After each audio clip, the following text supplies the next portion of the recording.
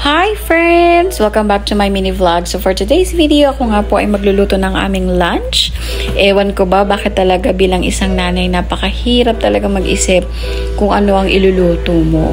Kapag ako ang magluluto, syempre ako na mag-iisip. Pero kapag ang husband ko ang magluluto, lagi yan tanong ng tanong, ano iluluto ko? Ano bang laman ng ref? Gusto mo ba nito? Gusto mo ba niyan? Ay naku po.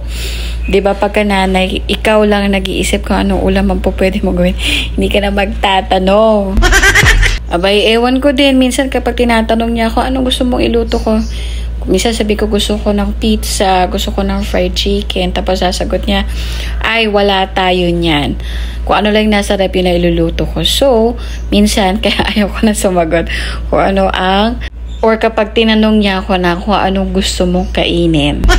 So, ito na nga, naggagayat na nga ako ng mga iluluto ko. So, ayan lang naman ang mga ingredients niyan. Carrots at saka yung repolyo. Nilagyan ko rin ng kamatis, sibuyas at bawang at igigisa ko lang naman yan para may sabaw. Kasi nga yung asawa ko at saka nandito rin si Papa, yung aking father-in-law. Kaya gusto nila at ang pwede lang sa kanila ay ang gulay. So, kung maririnig ninyo sa aking background music ay nagpapiano at kumakanta ang kapatid ko. So, nagpa-practice siyang kumanta at magpiano. So, ito na nga. Hiniwa ko na rin dyan yung pork chop na binabad ko. So, ang pinagbabaran ko niyan ay nilagyan ko ng konting suka, toyo, kalamansi, paprika, at saka yung powder garlic. Meron din yung paminta. So, dahil naisip ko nga na mas flat nga itong teflon na ginagamit ko rin na pangprito ng hotcake, inisip ko na mas maganda din dyan magprito. So, habang nagpapainit ako ng mga kawali, medyo nilakasan ko yung apoy para mas mabilis siyang uminit. Pero, kapag ilalagay ko na nga itong pork chop, ay hininaan ko na rin yan yung apoy.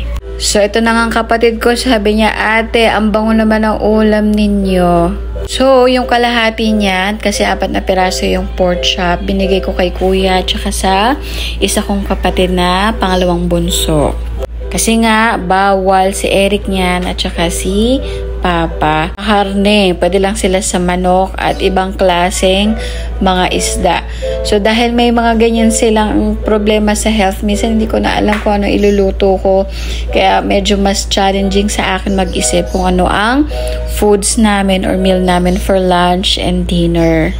So, kung meron kayong suggestion, I am free and I'm happy to listen. Just 1 PM away lang ako. So, sa mga oras na to, ako po ay malapit ng matapos din. So, dito sa ginisa, nilagyan ko lang ng paminta, asin, at saka ng magic sarap, at saka tubig para may sabaw siya.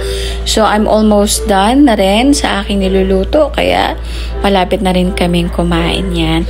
So, guys, thank you very much for watching my video, and I hope natakam kayo ng konti. Charing!